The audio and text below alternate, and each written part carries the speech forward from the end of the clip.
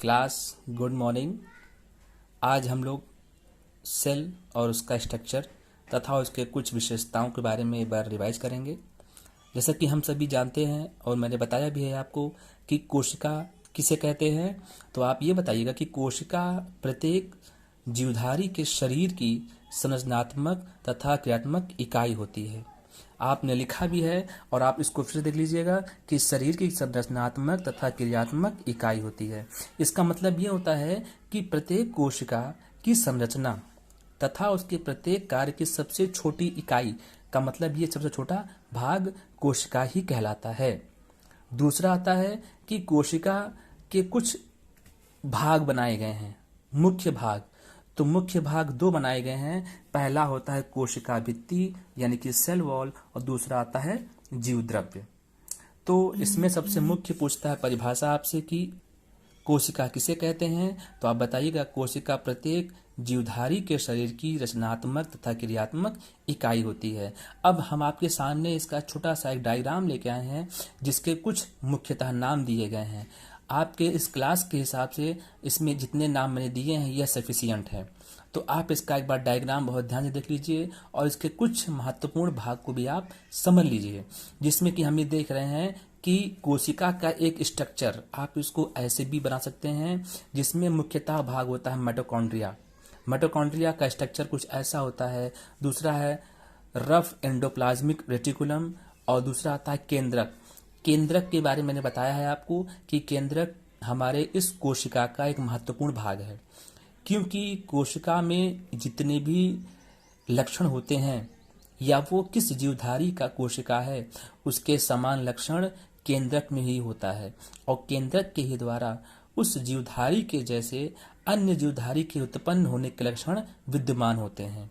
तो इसमें हम ये देखते हैं कि केंद्रक क्या होता है कि केंद्रक प्रत्येक कोशिका में उपस्थित लक्षणों को एक पीढ़ी से दूसरी पीढ़ी तक ले जाने में यह सहायक होता है। फिर इसमें आती है बारी प्लाज्मा मेम्ब्रेन। प्लाज्मा मेम्ब्रेन क्या होता है कि जो हमारे कोशिका का जो अंदर वाला भाग है, ये जिसको हमने बनाया है ब्लू कलर से, इसे कहते हैं हम लोग प्लाज्मा मेम्ब्रेन। इसमें एक नाम आता है क्लोरोप्लास्ट। अब हम सभी जानते हैं कि क्लोरोप्लास्ट कोशिका का वह भाग है जो कि क्लोरोफिल से बना होता है और इसका मुख्य कार्य ये होता है कि यह सूर्य के प्रकाश की सहायता से भोजन बनाने में सहायता करते हैं। तो इसका मतलब यह हुआ कि क्लोरोप्लास्ट किसमें पाया जाता है। इसमें आप ये बताएंगे कि यह क्लोरोप्लास्ट एक पादप कोशिका में यानी कि प्लांट सेल में होता है, क्योंकि प्लांट ही सूर्य के प्रकाश की सहायता से अपना भोजन बनाते हैं और यह जंतु कोशिका में नहीं होता है। यानी कि हम लोग क्या है, हम लोगों में एनिमल सेल होता है और हम लोगों में क्लोरोप्लास्ट की मात्रा नहीं पाई जाती है। फिर इसमें आता है गोल्जी कॉम्प्लेक्स। गोल्जी कॉम्प्लेक्स भी सेल का एक महत्वपूर्ण भाग होता है। इसमें एक आता है राइबोसोम। राइबोसोम की पहचान क्या है, इसमें जो 3 डॉट्स बने हुए हैं बड़े बड़े, यहाँ पर है, देखिए मैंने यहाँ भी बनाया हुआ है, तो आप इनको कह सकते हैं राइबोसोम। इसमें आता है वैक्यूल, रसधानी। और वैक्यूल जो आकार में बड़े हैं वह कोशिका में पाए जाते हैं, वो भी पादप कोशिका में। तो इसमें आप ये कह सकते हैं कि रसधानी यानी कि वैक्यूल जो है प्लांट सेल में पाया जाता है और क्लोरोप्लास्ट भी पाया जाता है। सेल वॉल हम सभी जानते हैं क्या होता है कि सेल वॉल प्रत्येक कोशिका की बाहरी दीवार होती है, यानी कि cell wall is the outermost layer of any cell. और सेल वॉल भी पादप कोशिका में पाया जाता है। जंतु कोशिका में इसकी मात्रा नहीं होती है या जंतु कोशिका में इसको नहीं पाते हैं। इसमें एक नाम आता है साइटोप्लाज्म, जिसे बोलते हैं कोशाद्रव्य। कोशाद्रव्य क्या होता है, जब आपको मैंने बताया था कि कोशिका के भाग, इसमें सबसे पहला नाम आता है कोशिका भित्ति यानी कि सेल वॉल। सबसे बाहरी दीवार होती है सेल वॉल और बाकी बचा हुआ भाग क्या होता है, जीवद्रव्य, जिसे बोलते हैं हम लोग प्रोटोप्लाज्म। और जीवद्रव्य का ऐसे नाम ही है कि इसमें जीवित पदार्थ होते हैं। अगर पदार्थ जीवित ना हो तो कोई भी कोशिका में जीवन संभव ही नहीं है। मतलब ये हुआ कि जीवद्रव्य कोशा भित्ति को छोड़कर सभी को कहते हैं हम लोग जीवद्रव्य। अब हम लोग जब जीवद्रव्य को आगे की तरफ इसको फिर से डिवाइड करते हैं तो इसके 2 भाग होते हैं। उसमें पहला भाग होता है केंद्रक।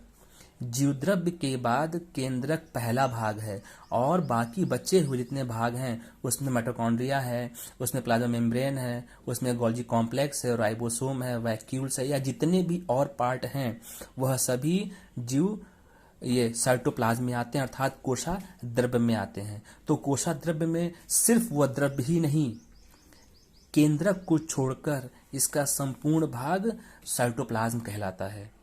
तो हम लोग इसके आते हैं, कुछ विशेषताओं पे आते हैं। इसमें आप ये बताइएगा कि शरीर की रचनात्मक तथा क्रियात्मक इकाई को बोलते हैं कोशिका बोलते हैं। फिर दूसरा आता है कोशिका के प्रमुख दो भाग होते हैं, पहला आता है कोशिका भित्ति यानी कि सेल वॉल, और दूसरा आता है जीव द्रव्य। अगला आता है कोशिका एक आवश्यक जीवित पदार्थ जीव द्रव्य से बना होता है, जिसे हम लोग प्रोटोप्लाज्म कहते हैं।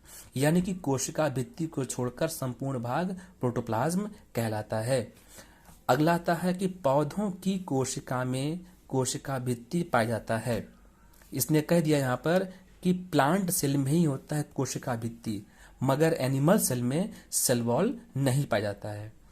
फिर आती है बारी कि कोशिका के प्रमुख दो प्रकार होते हैं। पहला आता है प्रोकैरियोटिक, दूसरा आता है यूकैरियोटिक। मैंने बताया है आपको कि जो पहला नाम दिया गया है प्रोकैरियोटिक, इसमें हमारे पास केंद्रक अविकसित होता है। अविकसित क्यों होता है? क्योंकि यहाँ पे हम ये देखते हैं कि केंद्रक के संपूर्ण भाग नहीं होते हैं, किसमें? प्रोकैरियोटिक में। और जब बात करते हैं दूसरे वाले फॉर्म की, इसे बोलते हैं यूकैरियोटिक, तो इसमें हमारे पास एक विकसित केंद्रक पाया जाता है। तो आप लोग इस पूरे डायग्राम को ध्यान से देखकर, और जो वीडियो मैंने भेज रहा हूँ आपको मैं, इसको आप ध्यान से सुनकर इसको पढ़िएगा, समझिएगा। अगर कोई दिक्कत आती है तो बताइएगा। ओके, तब तक के लिए take care and all the best.